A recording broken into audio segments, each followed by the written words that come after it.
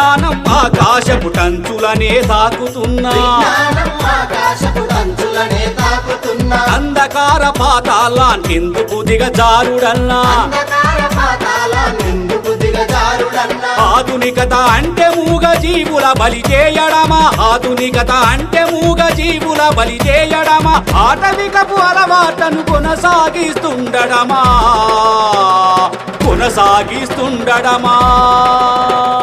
మహాకరుణ యాత్ర ఇది మహాకరుణ యాత్ర జీవులపై చైతన్యం కలిగించే యాత్ర